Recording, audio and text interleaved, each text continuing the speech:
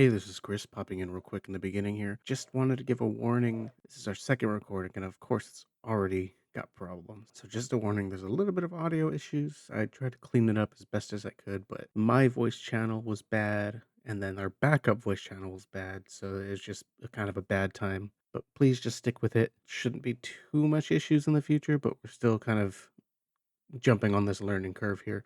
If you want to play along at home, go ahead and send us an email so we can hear your thoughts and then we'll talk about it on the show. You can email us at newgameclubpod@gmail.com or on Blue Sky, we are New Game Club. Give us a follow, and here we go.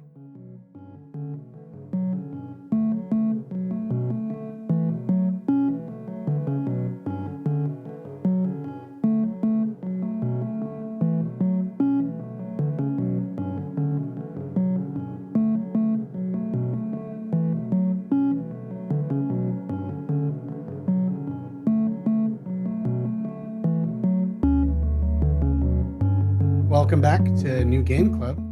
We're talking about Expedition 33. We just set sail and are off on our grand adventure. Tiff was just telling me that how she has a great French accent that she was totally going to start doing right now. Oh, yeah, I can't do any accents. She promised she was very good at the accent. She'll do it later. But I'm Chris. I'm Chris. I'm your host, I guess, and these are my co-hosts. Hey, it's Alfred. Hi, I'm Tiffany. Fantastic human beings. Totally normal, natural, not lizards. Don't look at our skin tags. So I guess off the bat, full spoilers. We're going to be talking about the game, story beats. I'd recommend playing along at home. We're probably going to get to about halfway through Act 1. And here we go. I guess we'll start where we ended off. The cutscene where we're sailing off into the continent. What do they call it? The continent. They just call it the continent? Yeah. I can't remember. I don't remember either. I feel like they call it like, hey, we're going to the continent, guys. Yeah, I only remember them ever referring to it as That the sounds continent. I considered this whole cutscene as what is Act 1, but I guess Tiff mentioned technically it's this the sailing part is still prologue. Yes, it is. Act 1 is not officially started until after the entire cutscene, and you get to the main character's playable section again. Okay, see, so then I would say, Yeah. I don't know. I feel like if we were to talk about that last time, it's kind of spoiling cliffhanger of, hey, we get here and it fucking sucks immediately. Yeah. Whoa. Spoilers. Yeah, so the end of the party, Gustav's sister just has a big motivational speech Right. I don't overlaid think with them setting sail. No, we didn't. So they begin setting sail, like it's a big motivational speech. We're gonna do great. Get to the paintress, murder her, you know. We didn't. I don't know if we mentioned this last time. At what point did you guys realize that Gustav and Mael aren't actually related? When he first meets her. No, when he first meets her in the village square when they talk about like the adoption and or the orphanage and stuff like that. Yeah, he explicitly says he adopted her at at the party, and they like talk around it before then. I have no recollection. Yeah, Gustav, he has a whole thing where he like kind of takes in the children in a non-weird way, and he kind of he teaches them skills, whether it be like engineering, because he's pretty good at that. I think his arm is actually made by the kids he's taught. Yes. Which is also what's it called that they reference it because of it. Now they can use chroma, or was it chroma or something else? So they mention he invented this thing called the Lumina converter. It has nothing to do with his arm. Really? Really? Because Yeah. I could have sworn it has to do with his arm, because there's a scene later where I'm pretty sure that's a big thing. It's a separate item from his arm. But it's on his arm. Yeah, no, you're right. Yeah, no, they never explain what it is or what it does, at least as far as we've gotten. But it's apparently a really big deal, and it's gonna like Mhm. change the tide, and it's gonna let them actually get to and kill the paintress. Yes, yeah. Um, so yeah, like that's like his whole thing. Even this, I mean, everyone's doing it for the future generations, but he specifically says, for those who come after, he's all about preparing the future generations. That's his Well, whole thing. that's the motto of just the whole expedition. Yeah, that's what I'm saying. So everyone's doing that in a way, but for him, it feels like he's not just trying to fight the paintress like they all are. For him, he's trying to raise the youth to be able to, if he can't do it, for them to do it. And you don't really see that with the other characters. They don't really say, "Oh, I'm helping the younger people," except for Mael. She does that. She's at the orphanage helping them, which you can say she probably learned that from him just because he's like that. But yeah, he kind of took her in because that's just who he is, I guess, to help the younger kids. I didn't realize that till like you were out of the beginning area. You're in the... He's like, "Hey, not sister." He's I was like in okay. like in movies, right? When they say, "Hey, brother," "Oh, hey, sister, what's up?" Yeah, People who clearly don't have any siblings write for characters with siblings. Yeah. Hey, Yeah. sis. yeah. Gustav and the person he straight up calls sister are both brunette, and Mael's a redhead. Uh, Yeah, yeah. doesn't look They like call her- them. They call her his sister at one point, I think. They Um, say, "Oh, it's your younger sister." I mean, if you call they Loon sister, adopt- then I know something's up. Yeah. Yeah. So we get off the boat. It's immediately terrible. Yeah, they get off. It's dark nighttime, ominous, kind of foggy. The moon even has that what is Yeah, that? I'm. Eclipse? I Is think it an it's eclipse? always like that because it looks like that every time you go to camp too. Oh, is it? Oh, okay. Yeah, well, definitely it's dark and Yeah. ominous when they land on the shore. It's S- not the Suddenly, you hear like a rhythmic thumping, tapping sound, and then out of the fog, an old guy steps out. Okay, I'm going to make a note here. We have the starting of a theme. I have in my notes that this old man looks a lot like Gustav. best. He does. He looks. I did also think that. Okay. I thought it was just me. Yeah. No, that's the first thing I noticed. I was like, the moment I saw him, I thought that something was going up. Like, oh, this is gonna be like a time thing, or maybe like where that's Gustav in the future. I did have that thought, especially with a cutscene with Mael later. Mm-hmm. Yeah. I thought, Yeah, I was, time travel. Yeah. I got it. all right, we're all on That the is same not time page. travel at all. Yeah, like, Okay.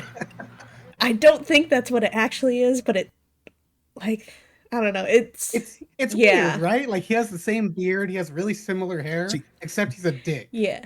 The thing is, I think at first I thought, oh, why are they making him purposely look like Gustav? But I also think it's just That's just they're all not three of cost. them look. No, that's how all Frenchies look. No, I mean they're not cutting their hair. They're not cutting their beards. He may trim it, but they're not doing like a full barbershop thing. And so you take any generic looking white guy and you just give him that same hair and a beard and they're probably gonna look like Gustav. Yeah, with the beard covering the face, it's kind of hard to tell differences. Mm-hmm. But yeah. Yeah. So. And I think isn't he voiced by the guy that does Golem? Andy Serkis? The old guy. Yeah. The old guy, I forget his Is name in he? the game. I think, I it's think just he's old voiced man. by him. Old man. Well, I think at the first they do reference him just as the old man because Yeah, when they get there, they how are question you him old? like, yeah, they question him. It's, you're older than 33. He's Yeah. No, I'm 15. Yeah.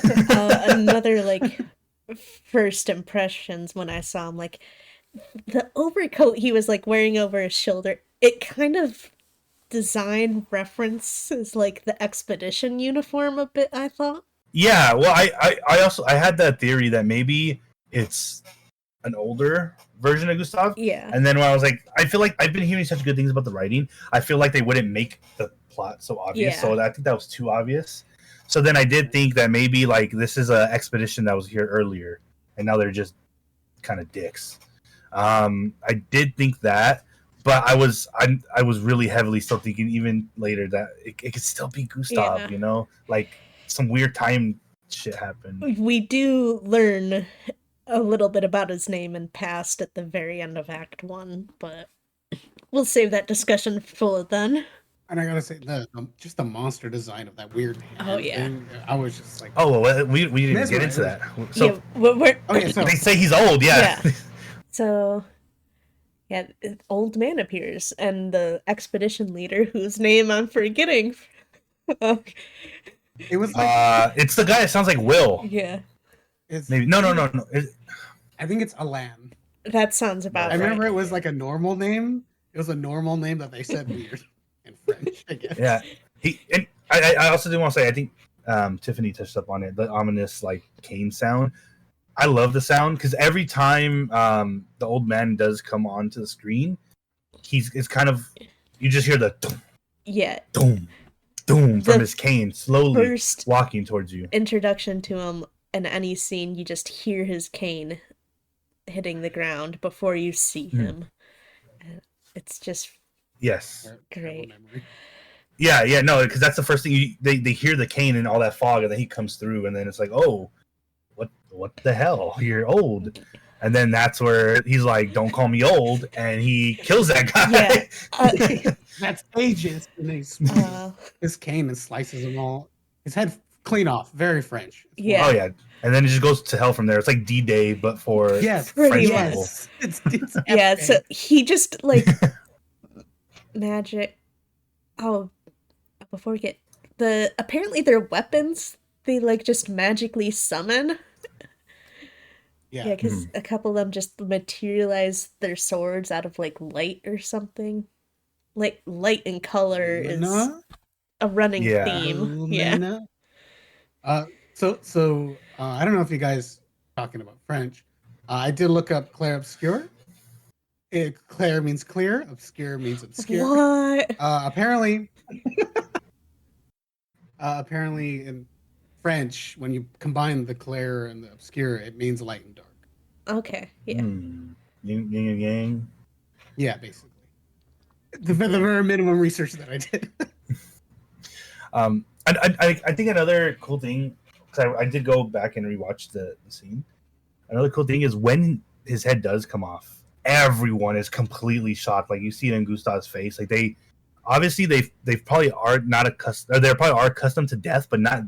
I like to think they're not accustomed to that death. They're used to seeing people die of age because it's so low, but I don't know if they're used to seeing someone just murdered and their head chopped off in front of them. And like most people wouldn't be. Yeah. But they look genuinely like horrified. Yeah, because Especially, I think, like that it's another person.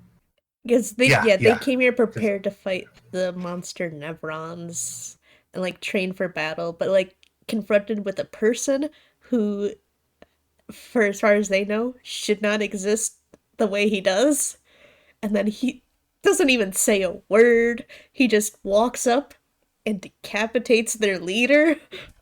Yeah, that was interesting. And like I said, they're shocked, and then the moment of shock, it just becomes total chaos. And I think they start to run, and then right away, like right towards Mael, a blast of, I guess we'll just say it's magic. It's whatever that light is, just hits them all, and then they all get kind of separated. Yeah, and then Nevrons appear and start picking off others. Because Gustav's immediately in absolute Yeah. shock. D-Day style. At first, because they did do the thing of the ringing, and at first I don't think he was in shock. I think he was completely just like explosion just happened right next to him, and he was on the floor, and then he was coming to and seeing everyone just dying around him. I think that's the moment the shock hit him, and he was just like, "We are not ready for this." Yeah. Like basically like a teenager in D-Day, a little 18-year-old kid getting off the boat. Just a 32-year-old man instead. Yeah. Immediately just the worst. Yeah, and like all of his friends start dying around him. Everyone. all these people I was fully expecting to be characters. Yeah, like Yeah, you I know, wasn't expecting. because they have personalities. Yeah, I wasn't Yes. expecting to know all of them well. I'm like, oh, obviously we're not gonna have this big of a party. Yeah. Maybe it'll be Mm. like they'll split off into smaller groups and like scout around or You can pick out who something. you like. Yeah, or like during the game, you slowly start to see people die. Like, oh, I came up to this point. Oh, there's this person I knew that now he's dead, and but no, it's just like, hey, about 98% of the part of the group is just dead. And that's kind of going like, oh, hey, we didn't really learn them too much, but there was one character that he was kind of a badass. So I don't know if you remember last episode where I talked about there's a character that he sounds so much like Will, like from Baldur's Gate 3, so much like Will. Yeah. His name's Lucian. Lucian. Yes. Lucian. I was 100% convinced he was going to be a party member, Yeah. and he just gets murdered. Yeah, so Cutscene. because the thing is, right off the bat, Gustav is shocked. Who gets him up? Lucian, whatever. He gets him up. He picks him up, puts him into cover with all the other people trying to survive. At one point, Gustav, you mentioned that weird hand creature with the light. That's the first time. Oh, badass. Yeah, it was really good. But he was about to attack him and kill that small little party they formed behind the rock. What happens? Lucian comes in and he actually parries it. He even gives you the parry effect during the scene. Like he parried that hit. So like there's such a badass character. He under pressure, he was thinking about his comrades, he was fighting, and then he just got destroyed and he was gone. Yeah, well, that guy was cool. Bye. Yeah, that was very disappointing. I was kind of saddened by that, especially because I thought it was Will. I don't know if it's still. I heard things online saying it's Will. I still can't confirm. I thought I found. Yeah. Fucking no, because he got destroyed. Oh, Yeah, so yeah, just watch. I'm still like, it's just insane how terrible.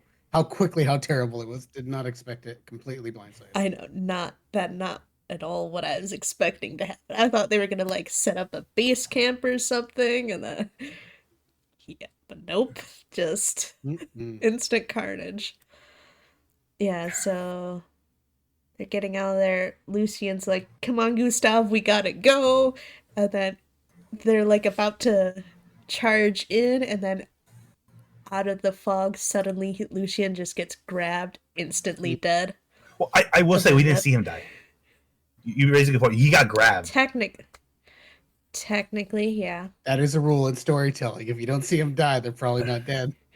Yeah, because I didn't think about that until you just said he got grabbed. I was like, oh, that's a good choice of words because we did not see that actual death in a game where we already saw multiple people get kind of oofed. But I will say, I think they did that on purpose also. Like they made it so dark and foggy so that people were getting grabbed and you don't know what becomes of them. And that I think that made it a little scarier because it's not like, oh, you just died with a stab in front of me. No, now they're getting pulled into complete darkness. I'm just gonna keep holding out hope for Lucian.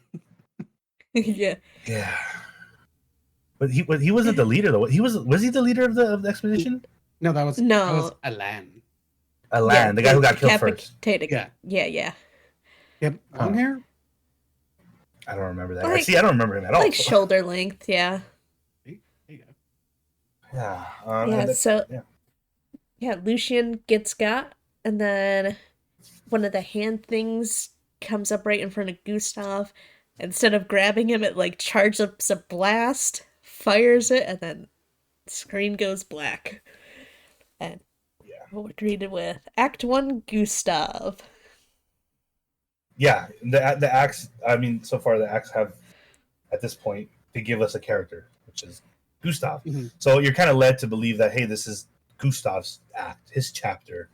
And I don't know how you guys played it, but I played it mostly as Gustav the entire game, as my main forward character, because how we can switch. And I took it as the game told me Gustav. So Gustav, even though it gives you the option to switch, Gustav's the main character, especially because he's the first character you are.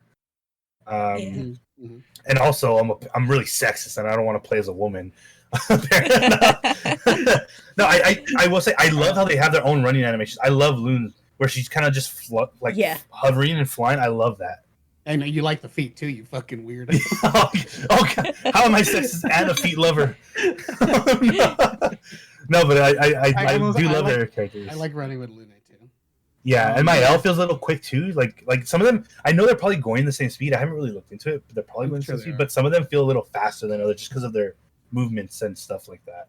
My first question, basically, as soon as you get control of Gustav, I saw a waterfall and I went fucking straight for it. Did you guys check the water? Mhm. Okay, always Yeah, check the waterfall. that's a Same. rule Yep. for Yep. sure. Yeah. So Act One starts.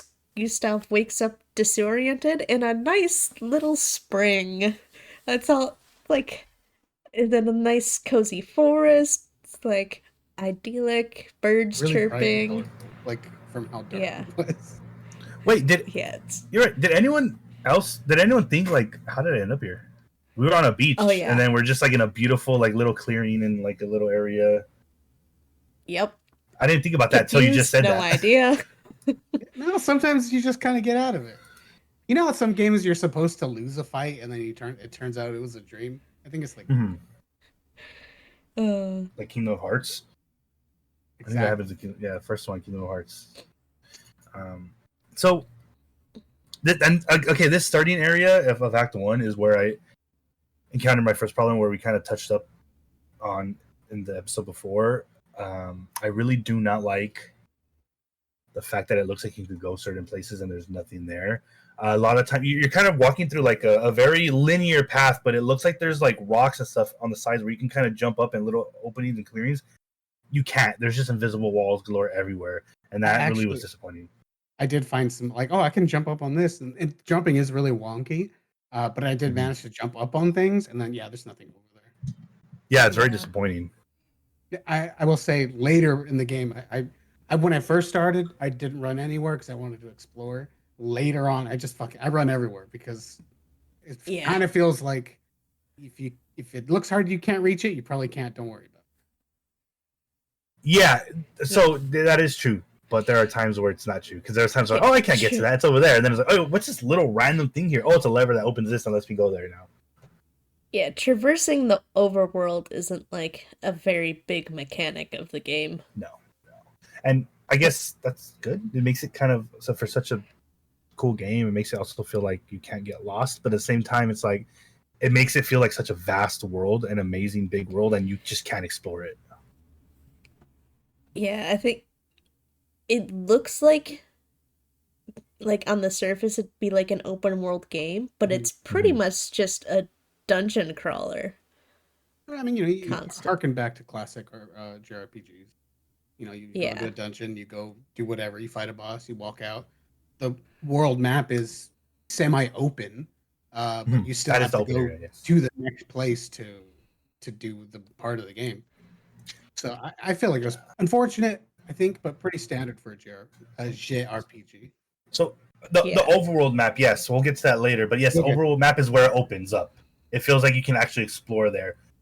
The more, I guess, how to say, the dungeons, the areas, that is extremely linear, and you there are alternate paths that you can find, like bosses and things like that. But if you're trying to find like, oh, there's a random chest here, a lot of times it's going to be a visible wall there. At least starting off, I will say I feel like the exploration opens up. To at that point, I found some stuff. This is cool.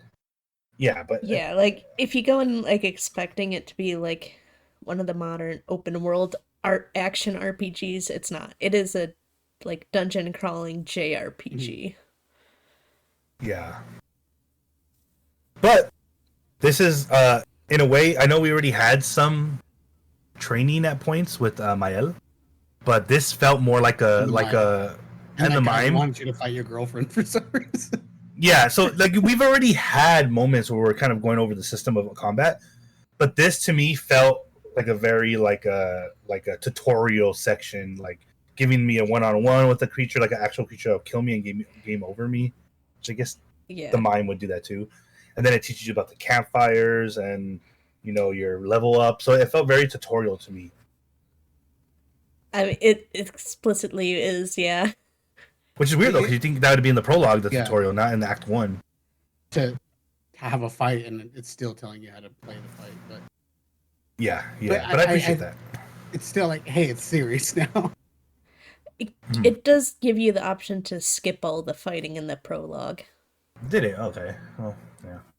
Maybe in case you were one of those that didn't fight anyone.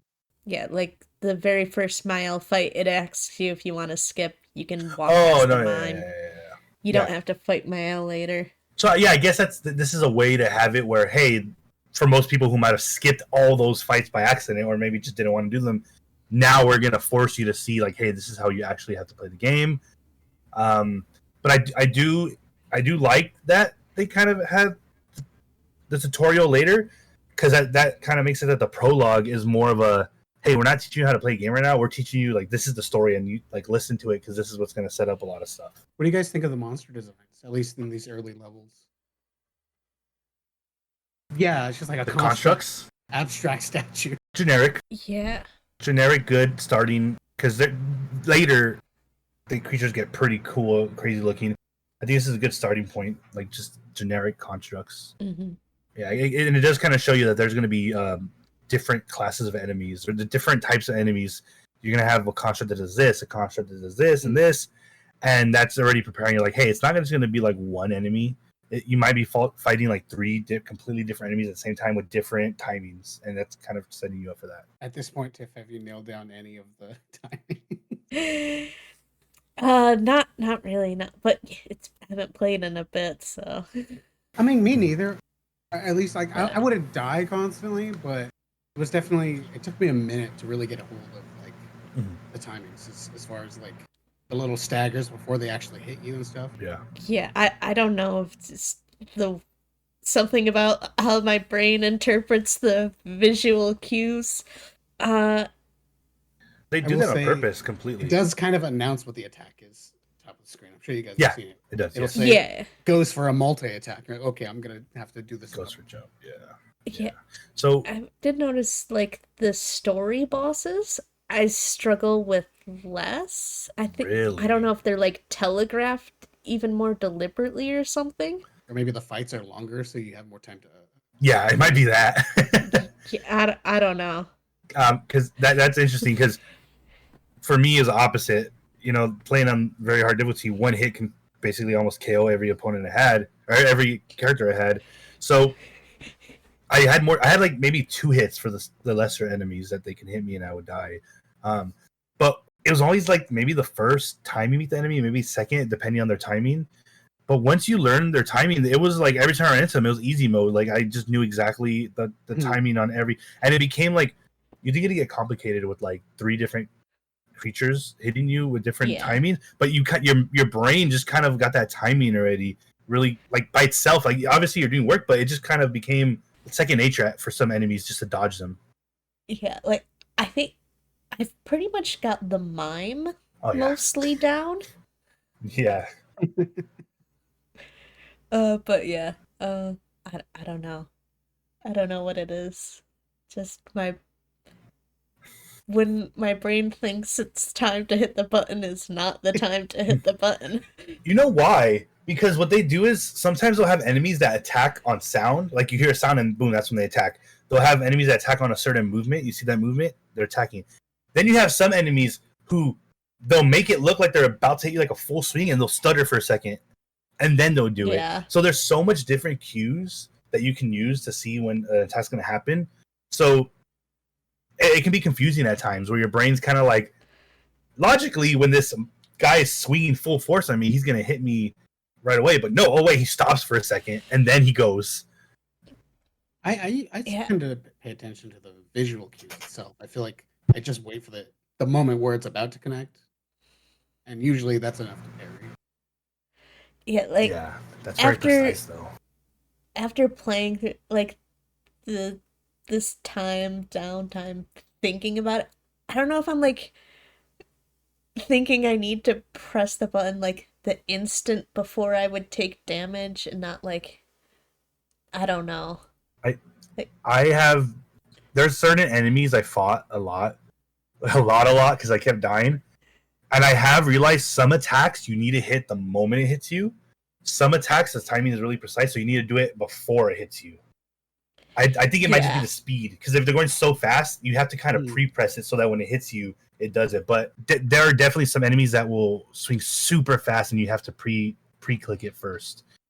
I think the faster ones are easier for me. Yeah, 100%. The slow ones, Yeah. you're like, so you're just waiting, anticipating, and then you click it and it's like, oh, too early or too late, and then you get. Yeah. Yeah. I don't know. But it definitely is a good area for that. It shows you like the spearman, how he attacks. Yeah, it's a good. I really like the parry system just because I just love parrying in games. I come from chivalry games, medieval warfare games, where parrying is such a big thing, and timing, and even like in some fighting games, parrying can be used really well. Sekiro. And I see that's like I have not played Sekiro, but I probably love it, right? If I love parrying, that's parry the game. Parry platypus the game. Yeah, exactly. Like everything, like the and like this too. The sound of parrying is just so satisfying once you nail it, and you just like the clang of the sword or whatever. I have no idea what the parry sound is. Oh god, the doom when you parry, like doom, and then it's like slow mo. Yeah, I haven't even tried to hit the parry button. I'm just pressing dodge. Oh, you're missing so much because with Gustav alone, the parry is so good because he builds up his thing so fast. So that's what I'm wondering. We'll get a little bit. He still gets it for dodging. Oh, does he? Really? Okay. Yeah. I thought it specifically said parrying. I didn't know it was dodging too. I think maybe you get more for parrying. Maybe like 2 or 1. I don't know. That's interesting. I think we're just on the parry team. That's just Chris and I were parry bros. You got to parry. Yeah. I would, but I can't fucking nail. Plus, you miss out on so much damage not parrying because that hit going back to the enemy. There was times later, in, like with there's a certain character later where you hit with them, and I was reverse like giving damage back upwards of like 7,000-8,000 damage, and it's a very, very helpful thing to be able to parry and hit them back. I mean, if you can't do it, you can't do it. Yeah. But I will say, early game, I was like, man, these fights are really easy, just because I was parrying everything and then counterattacking, and then I'd be over like in 2, maybe 3 turns. Yeah, no. So after that, we make our way to. So we're seeing all these like statues, right? And I'm like, man, these statues look kind of ominous. I guess it said somewhere that when people die, their chroma turns into or chroma in general. Well, they were like surprised to see. So as we're walking along, you start seeing corpses, but they don't look like what we would think corpses look like. They look like they were turned into statues or something. There's a Medusa around here somewhere. Mm-hmm. Yeah. Yeah, they were saying something about their chroma. I don't know what that means. They don't explain any of their isn't that magic world building terms. Isn't that money? No, we use that as like a level up later, like for our experience. So I guess maybe chroma can be like life force or something, or some. I don't know. This is all just guesses, but we technically use that as a currency for ourselves. Yeah. Energy. Yeah. Magical energy. Is that what his thing does? It lets you. It makes you convert. It lets you convert chroma. I feel like I've heard that somewhere where it does something with the energy we find. I feel like that was the whole thing with the. Well, if you're not parrying, of course you don't know how it works too. I will say there is a definite advantage to dodging though, just because I think the timing is a lot more laxed on that. Yeah. Oh yeah. Yeah, like there's basic dodges which have lax timing, but there's perfect dodge, which would be like parry timing. And I do get some of those off, but I feel like definitely had a lot of regular dodges. The tone is dodge to practice, and then once you nail it, do parries. Yes. I just go straight for parries constantly. Yeah. I never dodge. I think I was trying to parry at first, but I'm like, yeah, I'm gonna stick for dodging for a bit. Which again, if you need help knowing the timing, I think that is what it's there for. And if you don't want to just constantly take damage. So I did take a screenshot as we're passing all these dead folks statues. Because I was, of course, looking at all these statues. That's not the good one. I have another better one. But it looks like these people died in the worst way you could die, I guess. Well, that spear just happens to be from one of the enemies you fight, the first enemy. Right, So but it's you see how there's two guys and one guy is face first and the other guy's crotch. Oh yeah, I see that. I think we have a level designer who's just having a little sneaky goof. Oh. I think that's the fun thing you can do with, because there's so many bodies, especially in this upcoming area. There's just everywhere. Oh yeah. So I'm pretty sure they've probably put some fun stuff in there with the bodies. I mean, I know I would have. Yeah, I didn't look at the corpses too closely. Like, I did for a while. I was trying to read the numbers on their jackets, but they don't really have numbers, which I thought was kind of a dumb thing, because we have numbers on ours and then they just don't.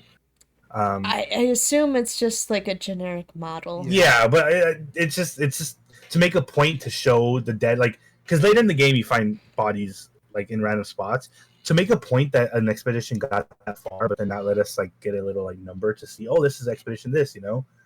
And it would be even cooler if, because you can find journals in the game of the expeditions. That'd be so cool to.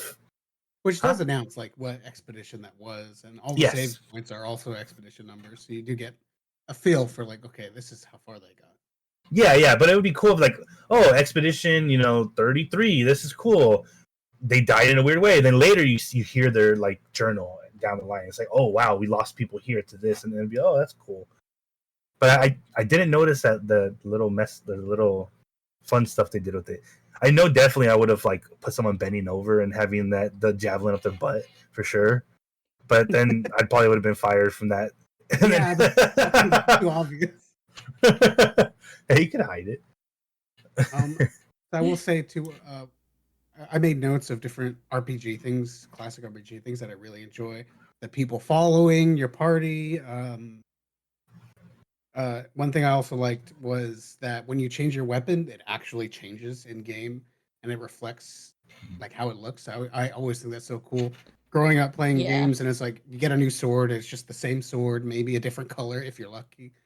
But all the different weapon designs, I like having them just to look at them. Yeah, that's really cool. They very much reflect where you got them from too. Yes. Yeah, and I guess that's a good point to start, where there are weapons with different attributes on it. You have ice, you have fire.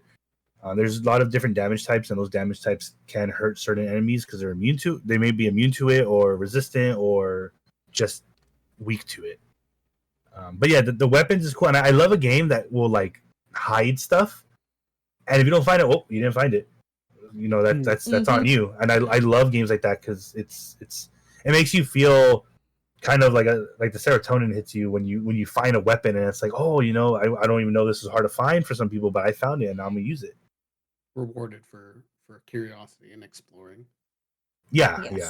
Shortly after that, I believe we come to the corpse tree. The death tree. Where these bodies are not stone; they're all bloody and red, and because they're fresh. I took it as not that they're fresh, because there's way too much bodies there. There's way too much. Yeah, like I think you're supposed to imagine it's the Expedition 33 corpses, but there was not that many expeditioners. Unless there was other boats we didn't see, but I don't think that was a thing. No. Their population isn't that big. No, yeah. So I guess this has been building up. Maybe it's all the fresh ones are on top. I don't know. I took it as it was feeding on them. Like it was like the tree was just like surviving off of like their dead nutrients. Maybe. I mean, we don't ever see trees like that anywhere else. No, you don't. But the tree, the closer it got to the base, it was just more and more and more bodies around it. It was kind of like a animation, right? Where it was kind of slurping it up. Yeah. So that's what I'm thinking. Those weren't turned to stone because they were used for a purpose of like kind of like fertilizer in a way. But why they're still bloody? Something weird going on. But again, no explanation. No. It's just hopefully something, but sometimes things just don't get explained. But I think the most important thing about that scene is just that was the moment Gustav just saw because on the whole way there, multiple expeditions he's seen just died. And they obviously knew that these expeditions did not get far, or some of them didn't get far, because they never came back. But I think seeing on the path just body after body, and then he gets to this room where it's just mountains of bodies, or little hills, I guess, of bodies. I think that was the breaking point for him, where it was just hopeless. Yeah, complete 180. Because it starts with, we're gonna do it, we're gonna kill the paintress, we got it, and then he sees all these like, well, fucking deuces, I guess. Yeah. Again, yeah. So immediately bleak. When Gustav finds the corpse tree, he goes and sits down next to one of the corpses. He sits right next to the corpses. Like a very fresh looking one. Yeah, pulls out his gun, material, puts it against his head. I think there must be some, like, I guess, symbolism to the fact that he went and sat down next to a corpse to kill himself. Maybe just to, like, I'm just another thing on the pile, you know. I'm nothing. We're just, or just to be next to his friends or something. Yeah, because that one did look fresh, like you said. That one looked like it might have been part of his expedition. I thought at first, because it was bloody and all, I thought it was CO. One of the girls you see later. No, yeah. I mean, yeah, I can see that. I can definitely see that. But I don't know. I took it as, you know, everyone can find their own meaning in something. I took it as he lost all hope and he's just gonna join his dead expeditioners right next to them. Because at the end of the day, it doesn't matter how he died. He's dead with them. They're all gone. Which we are saved by Lune. Well, actually, trigger warning there. We should probably, you know, say there's mentions of suicide. Yeah, I suppose. Unaliving. I mean, yeah. If you played the game, you see it. Yeah. Yeah.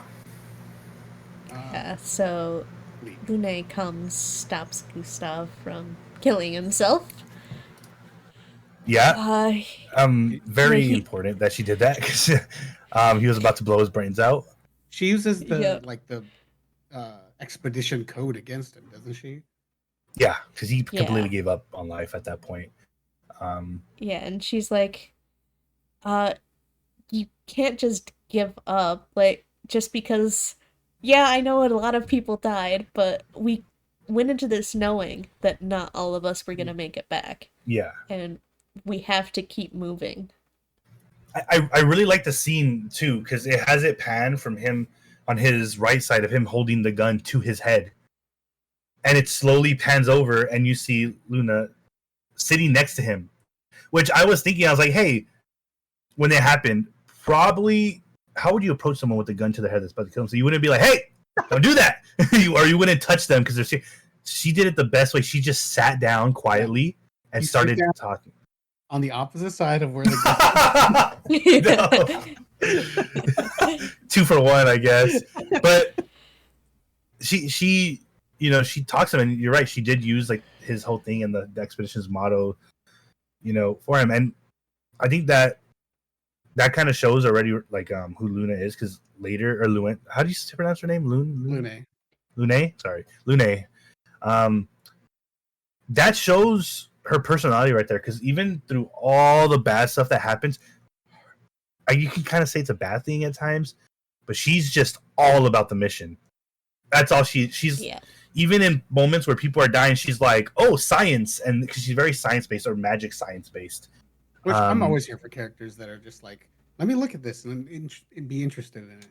Yeah, because even when one of her, like, maybe past lovers or close friends is going to kill himself, the way she gets him back is like, hey, we have a job to do. We lost all these people, because to this point they think everyone's dead except them two. But we have a job, and that is very much her character. So it was cool to think of it like, oh, that's how she's saving him. But it's also just her. It wasn't just a crappy little speech she was doing just to appeal to his views. No, that's actually her. Mm-hmm. So I thought that was cool. At which point, so I guess they're supposed to meet at a lavender tree, I think it is. The indigo tree. That's like the rally point. So like, my question is, they all know like, hey, this is where we go, and this is what Gustav and Luna say. We're gonna go there, and hopefully, if anyone else is alive, we'll meet them. How, if no one ever has come back, how do they know about this tree and know about this is the place to The go? first expedition had people come back. And that one was like, hey, be by the indigo The tree. first expedition, like, made it, like, almost all the way. Okay. And then had right. some people come back. And they just thought that she would still be there after like 60-something years. I guess that tracks. That tracks. As far as like, they probably came back with a map and they labeled things and they're like, okay, we know this is here at least, probably. Okay. I guess also, since you mentioned that, a little premature for him to want to kill himself when he didn't even get to the rally point yet. There could have been, as far as he knows, there could have been so many survivors. Yeah. I didn't think about that. You see a corpse tree. Yeah, I get why he's doing it, because I mean, most people probably would have done the same thing he was going to do, but he definitely let emotions get a hold of him there, because what if Mael was there, at the tree? What if this person was there? There's all these people that could have been there, and he just saw that and was like, oh, time to end it, So we get to the indigo tree boss fight, right? I think it's so weird. It kind of threw me off to hear fuck in an RPG, a JRPG. The boss shows up and he's just like, fuck. It's not really a JRPG, right? It's a FRPG. I saw people saying it's an FRPG now. I was just so like, again, more French. I looked up putain is also fuck in French. I think putain is what the Canadians eat, actually. Probably. Yeah, we've gotten quite a few French swears, but does that make it okay? Can they like get the rating down for kids if they use it in French instead of in English? I think Bill and Ted had French swears in it. That movie people watched as kids. Oh, I also watched. We've all seen Bill and Ted. We're all at the right age for that. Yeah. Okay. I also saw Nightmare on Elm Street as a child. So I mean, there's a lot of stuff as kids we probably shouldn't have been seeing. First boss fight. Yeah. The French for that boss is Bishop. I guess it's a chess piece, which I think plays into other enemies later. Didn't think about that. Yeah, I noticed the bosses had names. Did not remember what they were. Didn't think to look up what they mean. I just remembered something. I got some fun French facts for you later. I just remember something. When you kill him, she says, "Let's see if your invention works." Yeah, something along those lines. That's the Luna. So when you first, at the corpse tree, when you meet Luna, enemy comes out to give you a tutorial of how Luna's combat works. Yeah, magic science. Yeah, so when I saw her, this is my favorite character. She's like a witch, and she's cool. I do like her. Yep. I will say, when I got the chance, I switched to Luna over Gustav immediately. Really? Oh yeah, immediately. Yeah. It's funny because I have exclusively ran around all the. So you could look at her feet the whole time. The funny thing is, I really like Luna. I think she's very versatile just because of her different the attributes she puts on her spells. Two things about her. I didn't know where her weapon was, so I searched it up, and someone was like, "It's like an art palette. It has each thing she pulls from it, there, and I guess that's what it is. Yeah, so if she needs something, she pulls from that and then uses it. So it's just like that. And then also, apparently, she's one of the weakest characters to use. She's very weak. All my combos come from Luna. The combo I have is based around Luna. She's strong, but I definitely can see how she's one of the weaker ones, especially because you have Gustav for break, you have Mael for her stance switches and stuff. When you get into the purple one whose name escapes me at the moment, it's crazy damage. Yeah, so she definitely is one of the weaker ones, but I do like her versatility of, hey, this enemy is this, so I'm gonna use this. That's really good. Yeah, and she has a spell that can just heal a party member, or she has another one to revive a party member, because otherwise you're stuck with the limited use potions. So that's where we differ again. as you know, at this point of the game, I did not know we had potions or health or any of that kind of stuff, so I was just freeballing it. But in I tried running games, back to the bonfire. yeah, that's they come back to life. It's like Dark Souls. Oh, well, I guess I can't do that. So I obviously wasn't using any healing potions at that point, but in games that are turn-based like that, I very rarely use healing on teammates. That's crazy. I do think just this is just a general thing for me. I don't like to do that. I feel like it's a waste of turn. I'd rather do the damage to the monster than heal myself.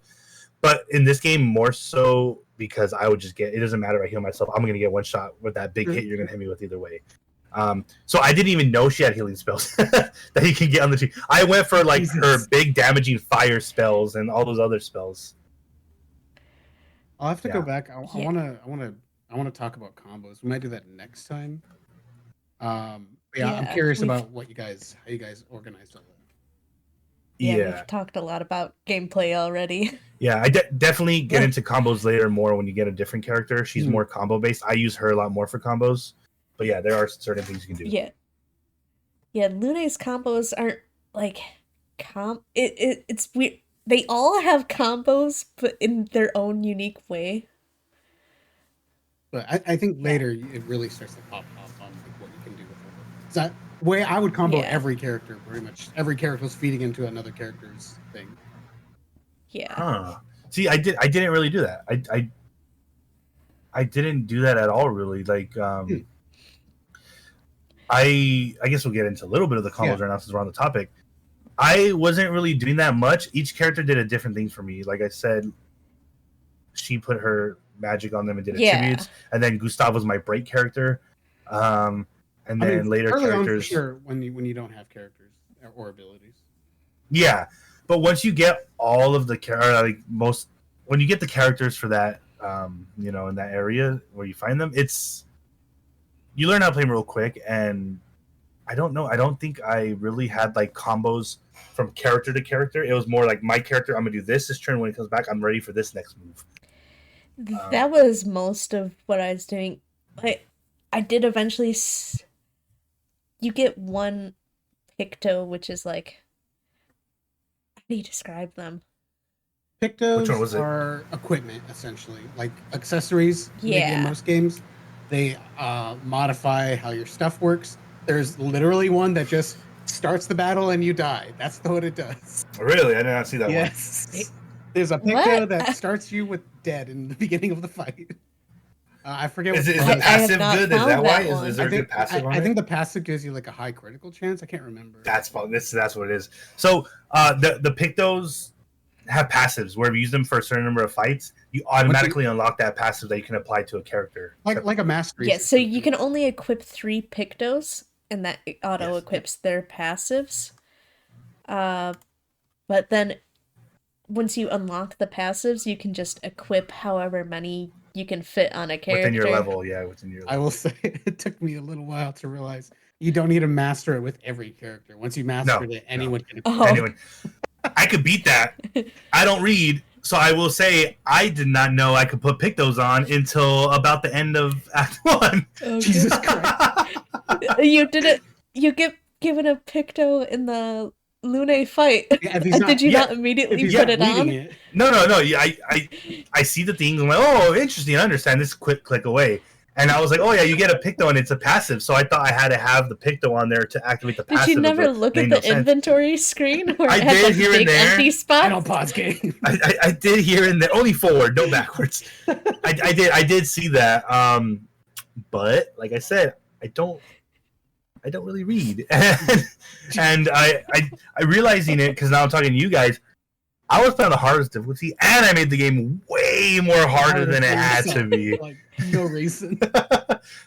I should start reading things. Oh, God. Yeah, so tangent over. Yeah, so there's one Picto, the passive. When you shoot them with your gun, there's a chance to mark them. That's the only really cross-character thing combo I started doing. I'd use Gustav to mark people, so Mael could get her bonus for hitting mark enemies. That's crazy. I felt like I saw this system and I was like, this whole system's built on your character's synergy. And like, so everything I did was like, okay, I'm gonna do this on my turn, do this on Lune's turn. Okay, now Lune has an extra turn because I did that last turn, and then everything was just kind of feeding in. Usually, it all fed into Lune having a big spell. Yeah. So each character, yeah, they have their own self-contained. You do this turn, then this the next turn, and the next. Especially Lune and Mayel. I didn't really Gustav's kind use of the fourth small. one. Yeah, that's why I was using Gustav as gun guy a lot. Me too, actually. He was my break and gun guy. I did not use that gun really at all, unless I knew the weak spot on the monster. But no, another waste of a turn for me. I felt like. There's monsters later that you have to use gun. Yeah, definitely. But I will say I shied away from that gun a lot. Oh, that's crazy. Yeah. Well, so gameplay tangent. Like I said, maybe next time I want to get into combos. But we beat the boss and we go into the world map, which another JRPG thing for me. I was just like, oh my god, I'm brought back like so many memories. Before we even get to the world map, there's a boss. There's a good amount still before the world. We were hoping Mayel would be there. Yes. There was another guy, but he gets instant killed right before the boss fight. Yes, he does. Wait, we're jumping straight to the boss fight from there? Yeah, I mean, you're just kind of. We already started talking about it. Yeah. Okay. Yeah. There is. I mean, you run into characters like there's that first Neveron you run into where he's kind of like white. Okay. Yeah, you're right. There's that guy. Oh yeah. And it kind of shows that. How would you explain that? I'm still kind of figuring out what they're. I don't want to say good. Yeah, he doesn't have color. Yeah, they don't have color, and there's just some Neverons that are kind of passive. Or they just they're colorless and like empty, so that like they don't do anything. They don't have enough rage to kill you. So I never found what that first guy wanted. He wanted a light. I forgot where. Yeah. I took it back to him, and then he's like, "Oh," and he just said, I always try to help him. I believe you get Pictos typically. Yeah, it's just like that. It's just another way to get some stuff. Helping the Neverons, and then you can fight them if you want to. I didn't fight any of them. Yeah. So fun fact: the second one, I tried to just okay, bye, and I guess my controller kept going, and I started a fight on accident. And you can't back out of that. Jesus. Did you kill it? I had to.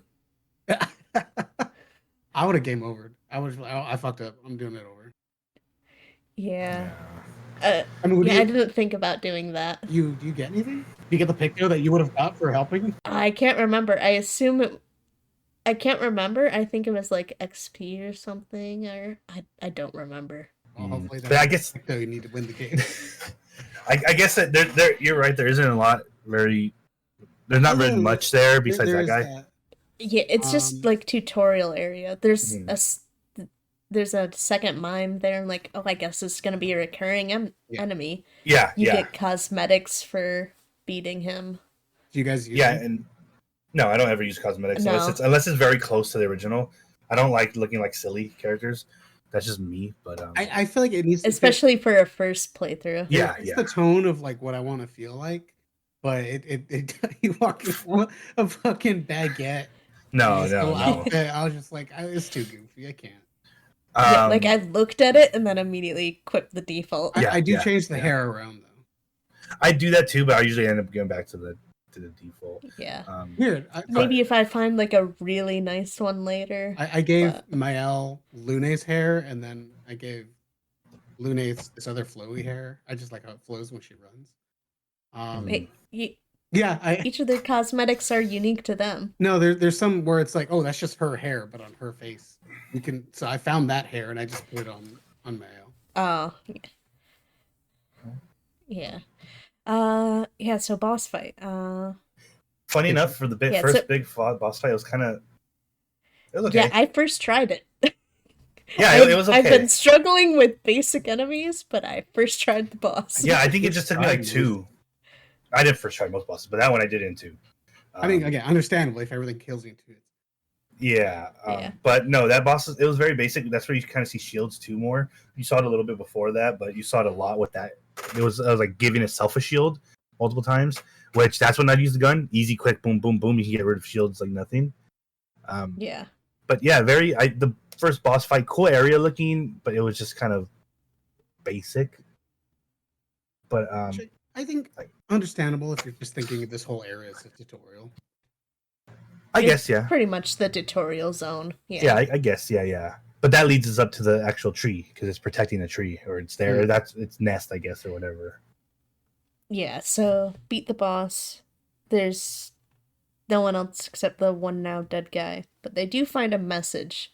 It's like, yes. I took Mael to my house in the flying waters. Flying waters, yes, and that's the that you need to. I think it was that word.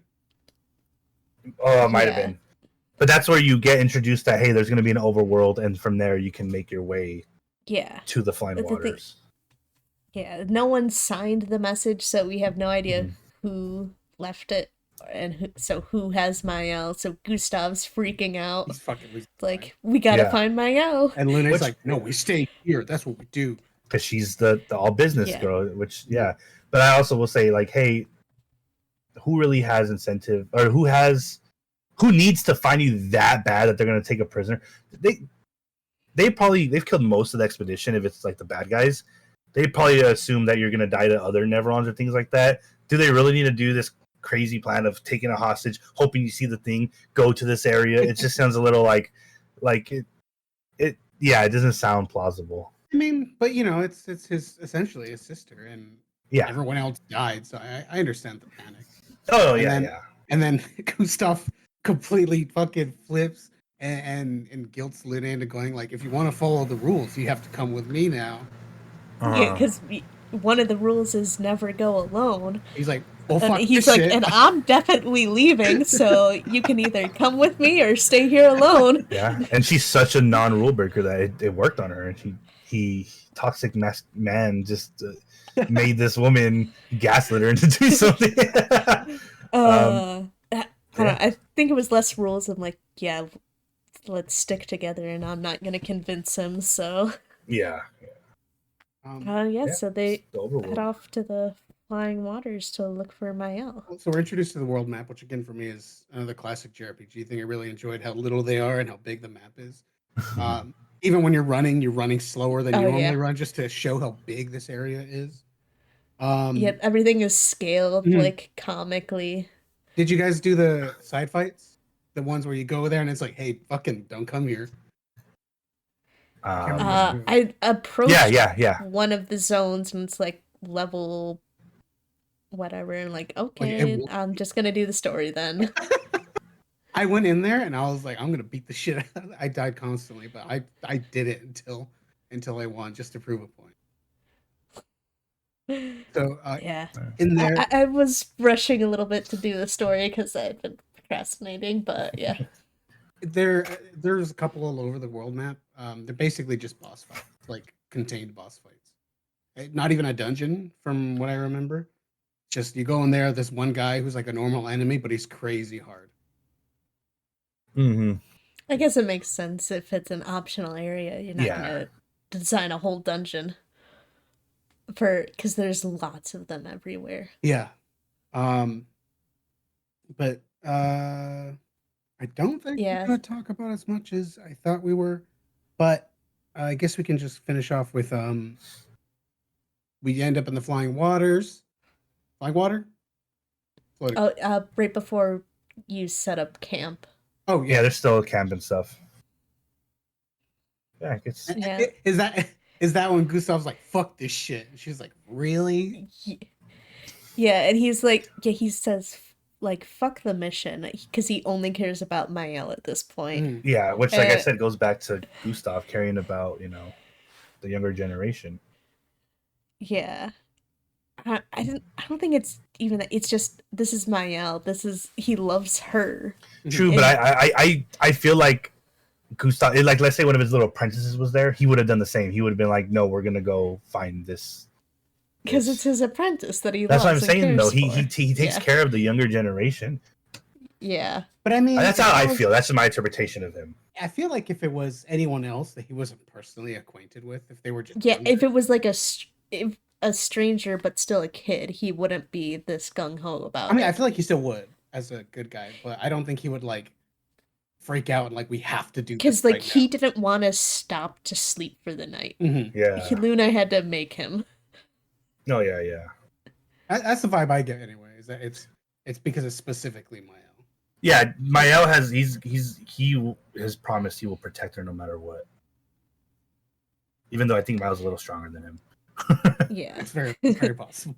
Yeah, I did have to fight her a couple times. Yeah. So sounds like fuck the mission, and then Luna sets him straight and gets his head in the game, or at least a little bit.